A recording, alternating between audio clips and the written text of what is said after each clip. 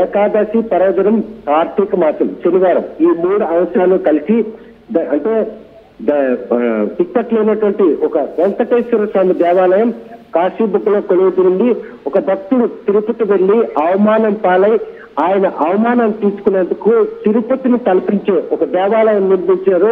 అలా మనం చూసిన ఎడవైపు ఆ దేవాలయం బయట నమూనా ఎలాగుందంటే లోపల ఆ స్వామివారి మూలవిరాట్ కావచ్చు, ఆ లోపల ఉన్నటువంటి విగ్రహ ప్రతి వ్యక్తులు కావచ్చు, ఇవన్నీ కూడా ఎలా ఉండబోతున్నాయని దానికి తార్కాణం.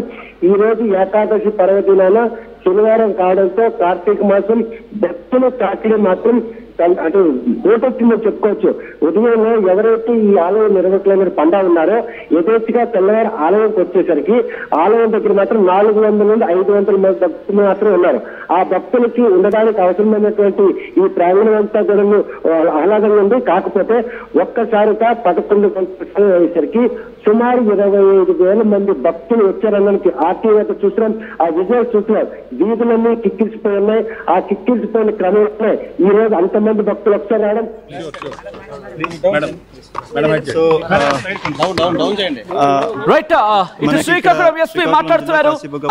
లిమిట్స్ కి సంబంధించి ఇక్కడ లోకల్ గా ఒక వెంకటేశ్వర స్వామి టెంపుల్ ఒకటి ఉంది. ఇక్కడ ఇది ఒక ప్రైవేట్ పర్సన్ ముకుంద పాండే అన్న వ్యక్తి ఇక్కడ కన్స్ట్రక్షన్ చేసుకున్న ఒక ప్రైవేట్ ల్యాండ్ లో కన్స్ట్రక్షన్ చేసుకున్నారు.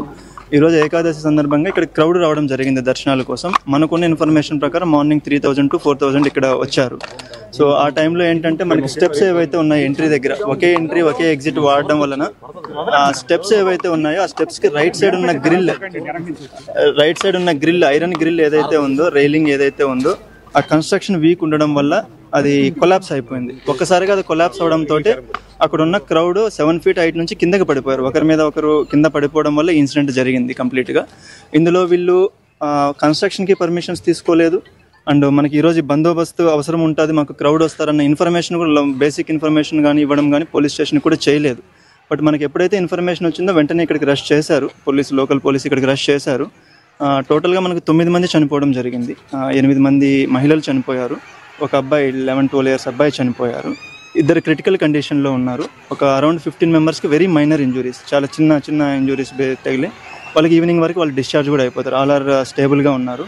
అందరినీ ఇప్పుడు మన మినిస్టర్ గారు, లోకల్ ఎమ్మెల్యే గారు, కలెక్టర్ గారు, నేను అందరం వెళ్ళి చూసి రావడం జరిగింది. So situation is totally under control ఉంది. దీనికి ఎవరైతే రెస్పాన్సిబుల్ ఉన్నారో వీళ్ళందరినీ కూడా మనం ఫిక్సప్ చేయడం జరుగుతుంది. కేసెస్ రిజిస్టర్ చేస్తున్నాం. So it was due to the collapse of the railing which was present on the right side in the entry gates where only one exit, one entry is there. It was due to that this incident has happened. The construction is of recent nature and it is very weak construction. Right, అది Srikakulam SP ఈ అంశానికి సంబంధించి react అయ్యారు. ప్రస్తుతం అక్కడ పరిస్థితి అదుపులోనే ఉంది అంటూ చెప్పుకొచ్చారు. ఈ నేపథ్యంలో నిజంగా అక్కడ అదుపులోకి వచ్చిందా లేకపోతే ఇంకా ఉద్రిక్త వాతావరణం కంటిన్యూ అవుతుందా? డీటెయిల్ ఇన్ఫర్మేషన్ అందించేందుకు మా ప్రతినిధి నాయుడు ప్రస్తుతం వెంకటేశ్వర స్వామి టెంపుల్ కాశీబుక్ దగ్గర ఉన్నారు.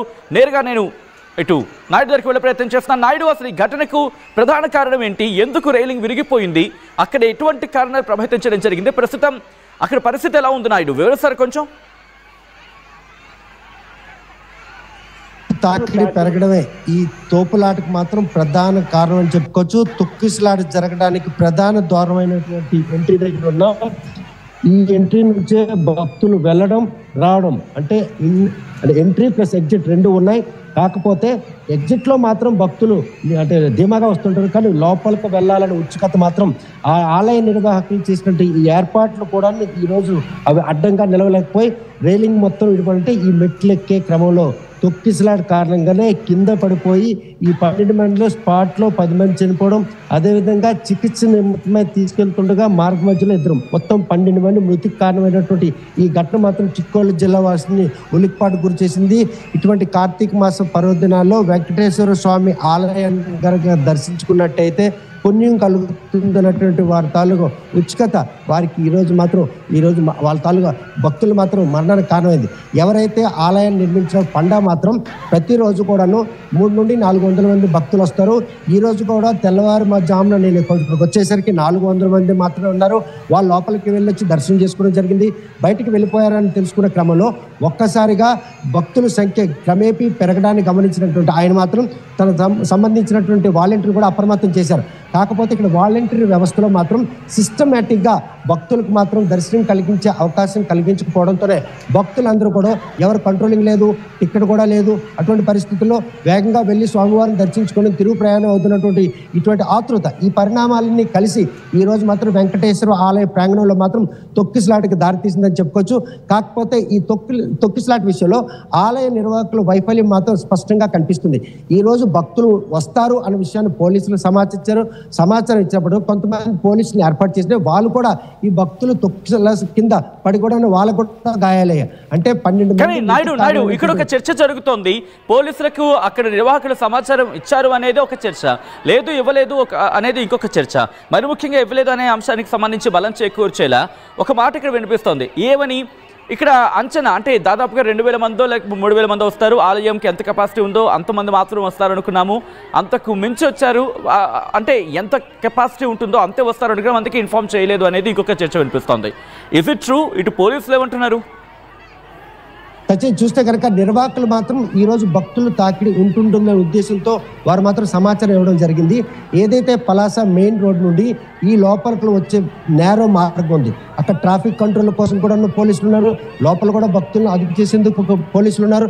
కాకపోతే పోలీసులు కూడా అంతు చిక్కలేదు. ఇంత పెద్ద మొత్తంలో భక్తులు తాకిడి పెరుగుతుందని మాత్రం వారు కూడా ఊహించారు. స్థానికులు పలాస కాశీపుకు వాసులు కూడాను ఉదయం చూసేసరికి ఆలయం దగ్గర పెద్ద మొత్తంలో భక్తులు లేరు, కానీ ఒక్కసారిగా ఇచ్చాపురం, మందస ఈ పరిసర ప్రాంతాల నుండి పెద్ద మొత్తంలో భక్తజనం మాత్రం ఇటువైపు తండాలుగా తరలి వచ్చారు.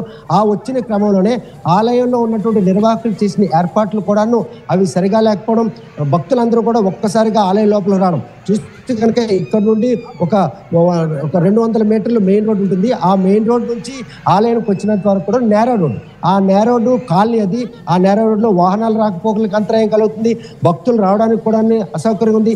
ఇటువంటి తరుణంలో లోపలికి వచ్చిన భక్తులందరూ కూడాను ఈ మెట్లు ఎక్కి ఈ రోజు మాత్రం లోపలికి వెళ్తారు. ఇటువైపు చూస్తే కనుక ఆ మధ్య మార్గంలో ఉన్నటువంటి ఏదైతే తలుపు ఉందో అక్కడ ఆ స్వామివారి మూల విరాట్ ఉంటుంది.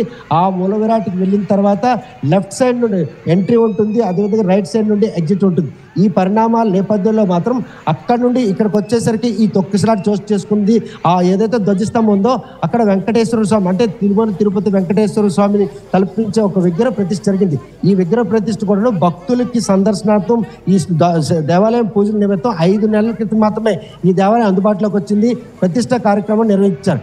ఈ 5 నెలల తర్వాత వచ్చినట్టు ఈ కార్తీక మాసం పర్వదినాల్లో వెంకటేశ్వర స్వామిని దర్శించుకోవాలన్నటువంటి భక్తులు తపనకు అనుగుణంగానే ఈ రోజు నిర్వాహకులు కనుక ఏర్పాటు చేసి ఉంటే ఈ రోజు ఈ ఘటన చోటు చేసుకునకుండా ఉండేది.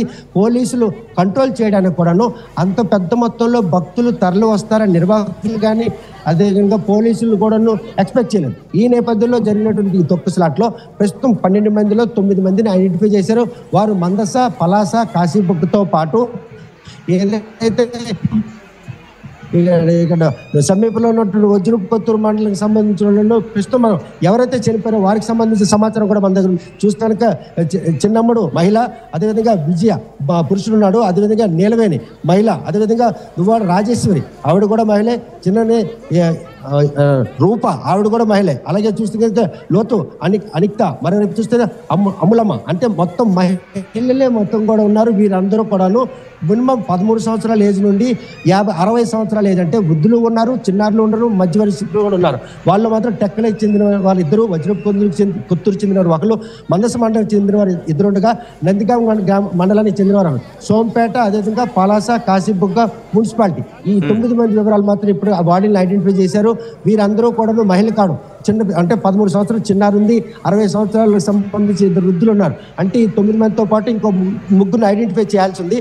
వారు కూడా మార్గ మధ్యంలో ఎక్కడైనా మృతి చెందిన వారు ఉన్నారు అయి ఉంటారు అన్నటువంటి ఒక అనుమానం కూడా తలెత్తున్నారు. ప్రస్తుతం వీళ్ళందరినీ కూడాను ప్రభుత్వ ఆసుపత్రుల్లో మెరుగైనటువంటి చికిత్స అందిస్తూ అక్కడ మాత్రం ఈ చికిత్సలో మాత్రం ఈరోజు మాజీ మంత్రి సీదిరి అప్పలరాజు కూడాను భాగస్వామి. ప్రస్తుతం ఆయన మాజీ మంత్రి అనే విషయాన్ని మరిచి ఈరోజు వైద్యుని అవతారం ఎత్తారు.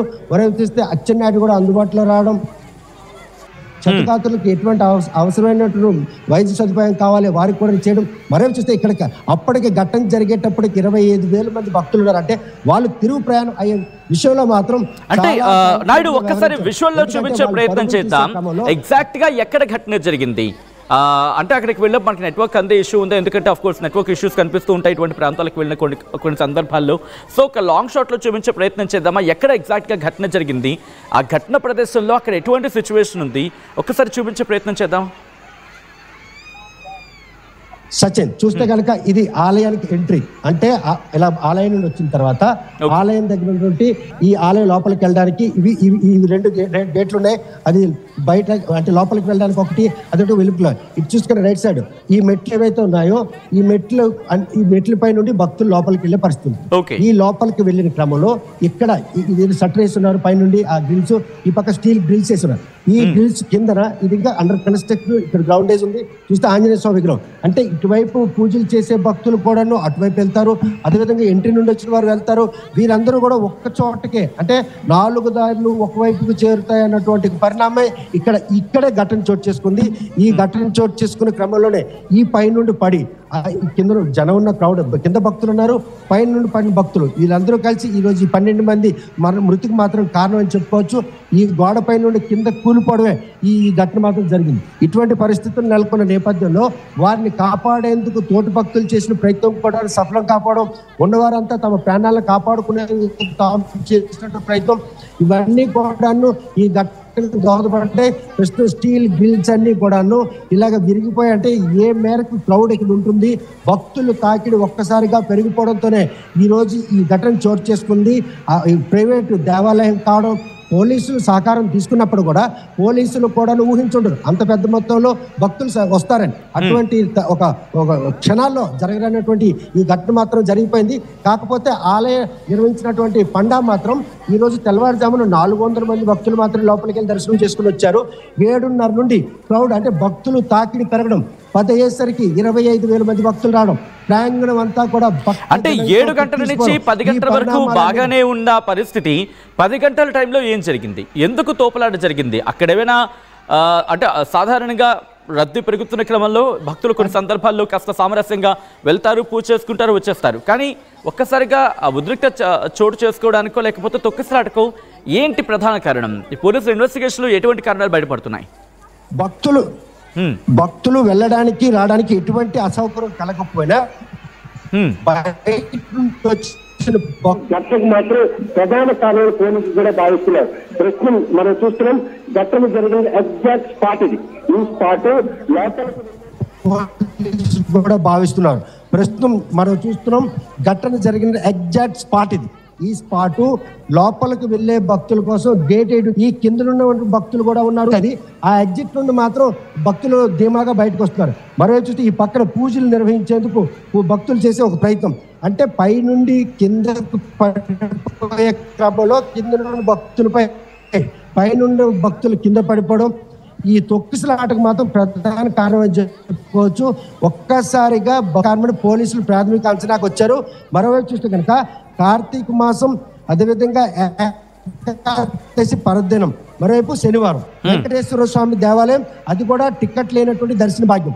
ఈ పరిణామాలని నేపథ్యంలో పరిసర ప్రాంతం ప్రజలందరూ కూడా తెల్లవారి నుండి ఉపాసాలు ఉండి ఈ ఆలయం దర్శించుకొని తిరిగి వెళ్ళాలన్న ఆతృత వారికి మాత్రం ఈరోజు ప్రాణాలు కోల్పోవడానికి దోహదపడింది. ఇటువంటి ఘటనలు పునరావృతం కాకుండా ఉండేందుకు చర్యలు చేపడుతున్నప్పుడు కూడాను ఈరోజు ఈ ఆలయం నిర్మాణంలో కూడాను ఒక కసి ఉంది, ఒక ఆశ ఉంది. ఎందుకంటే ఒక 96 ఏళ్ళ వృద్ధుడు ఈరోజు మాత్రం ఆయనకు తిరుపతి దర్శనానికి వెళ్ళగా ఆ దర్శనం అక్కడ అవమానం జరిగిందనే ఉద్దేశంతో 12 ఏళ్ల క్రితం ఈ ఆలయ నిర్మాణానికి మాత్రం శ్రీకారం చుట్టాడు. సుమారు 12 ఎకరాల విస్తీర్ణంలో 10 కోట్లు వెచ్చించి లోపల నిర్మాణం మాత్రం చూస్తే మళ్ళీ ఈ దేవాలయానికి రావాలి అన్నటువంటి కట్టడాలు ఉంటాయి.